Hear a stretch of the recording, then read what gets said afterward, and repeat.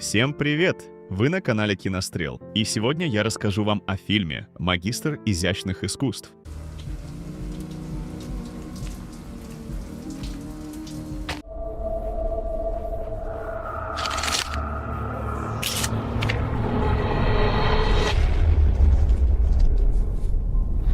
Ноэль — студентка магистратуры изящных искусств из Калифорнии. Ей нравится одногруппник Люк, а вот ее работы не нравятся никому. Ни другим студентам, ни преподавателю профессору Радду, который советует ей вместо попыток изобразить красоту, попробовать создать уродство. На перемене к Ноэль подходит сам Люк и внезапно приглашает ее на вечеринку в общежитие мужского братства. Девушка принимает приглашение и признается соседке по комнате Скай, что там будет один парень, к которому она не знает, как подкатить. На вечеринке Люк вновь подходит к Ноэль, рассказывает ей о своем увлечении искусством, а после приводит в свою комнату. Пара сперва целуется, но когда парень настраивается на что-то большее, девушка говорит ему «нет». И тогда студент грубо берет ее силой. По завершению Люк просто выпроваживает Ноэль, и та, вернувшись к себе, прямо в одежде ныряет в бассейн и рыдает. А когда приходит Скай, девушка рассказывает ей о том, что произошло между ней и Люком, на что соседка рассказывает ей о схожей ситуации, произошедшей с ее подругой, и как после обращения к руководству колледжа той девушке не помогли, зато другие студенты сделали из нее изгоя. Поэтому Скай советует Ноэль просто постараться об этом забыть. На занятиях девушка видит Люка, ведущего себя как ни в чем не бывало, поэтому она все же идет к штатному психологу. Однако мисс Сандерс тут же начала спрашивать, были ли свидетели, выпивала ли Ноэль, и точно ли парень слышал от нее «нет». Студентка понимает, что здесь она ничего не добьется. Однако внезапно сам Люк приглашает ее зайти. Парень оказывается обкуренным, и Ноэль требует от него извинений. Люк же не понимает, за что должен извиняться, и в ходе перепалки девушка случайно сталкивает его со второго этажа общежития. А когда она прибегает к себе, разбивает рамку со своим наброском, режется осколком и наслаждается видом крови. Полицейские принимают смерть Люка за несчастный случай, а детектив Кеннеди заинтересовывается его последним сообщением какой-то Ноэль. Поэтому, когда из-за трагедии профессор Рад отменяет занятия, Кеннеди решает пообщаться с девушкой. А та признается, что заглядывала к погибшему, но тот был не трезв, поэтому она быстро от него ушла. Ноэль читает некролог о Люке на сайте университета и замечает там же статью о групповом студентки Линси 3 членами братства Каппа Фи, которые в итоге были оправданы. Хотя ссылка на видео с этим выложена даже в комментариях к этому посту. Ноэль находит Линси и говорит, что она якобы хочет написать статью о тех 3 подонках. И девушка рассказывает, что после произошедшего она также приходила к мисс Сандерс, и та задавала ей неприятные и некорректные вопросы. В итоге Линси узнала, что, возможно, больше не сможет забеременеть. А у тех парней сейчас полный порядок, и даже будет тусовка в эту пятницу, куда ей тоже на автомате пришло приглашение. Ноэль решает посетить собрание студенток, освещающих в интернете проблемы насилия над девушками, и узнает, что 3 из Каппа Фи все сошло с рук, так как на видео не видно их лиц. А также девушка понимает, что члены собрания могут лишь освещать проблему в сети, но не собираются с ней бороться. В итоге Ноэль вызывающе одевается, надевает яркий парик и сама идет на вечеринку к Каппа Фи, где быстро обращает на себя внимание одного из 3 негодяев, Мейсона. А когда оказывается с ним наедине, подмешивает парню что-то в выпивку и дает это запить водой, после чего тому становится плохо, и он умирает. Вернувшись к себе, Ноэль чувствует вдохновение и, как ей советовал профессор Рад, портит свой неудачный набросок. А уже на утро чувствует себя прекрасно, что замечает и ее соседка. Медики заключают, что Мейсон умер, захлебнувшись рвотными массами, а детектив Кеннеди сразу узнает в нем одного из 3 парней в деле об Ноэль представляет свою переделанную картину одногруппникам, и в этот раз все остаются в восторге. А после она наблюдает издалека за 2-м негодяем из братства, Джереми, и, проникнув к нему в общежитие,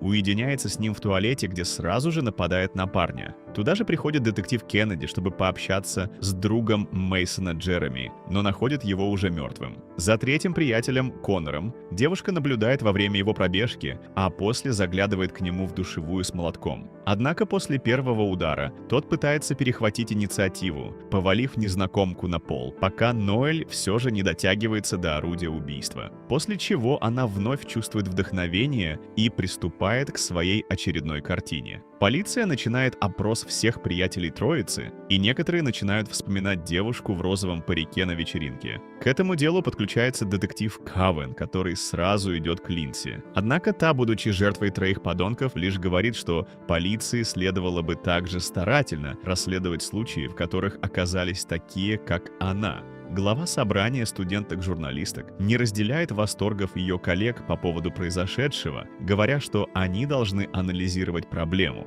а не поощрять серийные убийства. На что Ноэль отвечает, что с этим мнением вряд ли согласится хоть кто-то, даже из присутствующих здесь. Девушка встречается с одногруппником Шейном, чтобы поесть пиццы. Пара шутит и в какой-то момент решает заняться любовью. Однако, когда Шейн запускает руку ей под юбку, как это делал Люк, девушка резко меняется и прогоняет парня. Ночью Ноэль застает соседку в ванной с лезвием в руке и успокаивает ее. А после Скай рассказывает, что ее настоящее имя Дейзи, но она сменила его из-за коллективной травли из-за одного инцидента в прошлом. Девушка остается ночевать у подруги, а утром узнает, что та также была жертвой насилия некоего Келвина Ривза. Однако страница с этой статьей уже удалена. Ноэль идет в архив, выдает себя за студентку юридического и просит охранника Дэйва дать ей статистику преступлений на территории университета, из которой следует, что случаев насилия тут зафиксировано 0. Тогда девушка просит разрешения глянуть на папки с делами и, найдя дело соседки, устраивает в помещении кавардак, чтобы незаметно украсть эту папку. А вернувшись к себе, Ноэль узнает, что Скай была жертвой насилия Келвина Ривза. Однако университетский психолог заключила, что у девушки возможно расстройство личности, и вообще все могло случиться по согласию. После чего она идет к мисс Сандерс и, говоря о нулевой статистике и постановке неверных диагнозов, обвиняет ее в возможном получении взятки, а также обещает впредь за ней следить и в случае чего добиться ее увольнения. Тем же вечером Ноэль едет к Келвину и просит его поменять ей колесо. А уже возле машины девушка вырубает его шокером и отвозит в багажнике до университета, где уже на тележке доставляет в спортзал. Там Ноэль припоминает связанному насильнику то, что он сделал с ее подругой Скай, и мужчина принимается извиняться. А тем временем охранник Дэйв, прогуливаясь с девушкой по кампусу, замечает кровь недалеко от спортзала и вызывает полицию. Когда через некоторое время в помещении слышатся шаги, Келвин начинает кричать, из-за чего Ноэль затыкает его ударом большими ножницами. Детектив Кавен остается с раненым, а Кеннеди бежит за подозреваемой, но догнать ее не успевает. А Ноэль проносится к себе мимо подруги, говоря, что запачкалась краской. На следующий день полицейский изучает дело Скай и замечает ее соседку Ноэль, с которой он уже ранее общался после смерти Люка. Кеннеди пытается поговорить и со Скай, однако та отказывается это делать без своего адвоката и называет смерть Келвина благом. А вернувшись к себе, она роется в грязной одежде соседки, где находит запачканную кровью майку и свою фотографию из папки с делом. Когда Ноэль возвращается домой, Скай показывает ей найденное фото и внезапно говорит, что она сама хотела, чтобы это дело лежало в архиве на дальней полке, так как хотела обо всем забыть. Теперь же она станет первым подозреваемым в убийстве Келвина Ривза, и ей придется доказывать свою невиновность. На что Ноэль заверяет подругу, что завтра она придет в полицию и сама во всем сознается. Утром девушка действительно собирается идти сдаваться. Однако, заглянув к соседке, она находит ее предсмертную записку, где та называет себя убийцей из кампуса, а саму Скай обнаруживает в ванной, покончившей с собой. Полицейские перекапывают комнату Скай, которую они действительно подозревали в убийстве Келвина, однако не находят никаких улик против нее. А Ноэль на допросе лишь говорит, что Келвин действительно был насильником, оправданным по ошибке. Девушка идет к Шейну и извиняется за свое поведение, когда они вместе ели пиццу. А вернувшись к себе, пишет речь, с которой она должна будет выступить на выпускном. Профессор Рад устраивает выставку выпускных работ, среди которых висят и картины Ноэль. А вернувшись, девушка сжигает записку Скай, которую она, не желая осквернять память подруги ложным обвинением в убийстве, так и не показала детективам. На выпуске магистров изящных искусств Ноэль выходит к трибуне и произносит чувственную речь для других студентов факультета. А в это время в больнице приходит в себя Келвин, поэтому к завершению речи девушка видит детектива Кеннеди и понимает, что это конец. Она сходит с трибуны и вместе со всеми бросает в воздух академическую шапочку, после чего уже с улыбкой на устах сдается в руки правосудия. Так заканчивается эта история. А что о ней думаете вы? Жду ваших мнений о фильме в комментариях и рассчитываю на ваши лайки и подписки, если вам нравится то, что мы делаем. Надеюсь, скоро увидимся. Пока!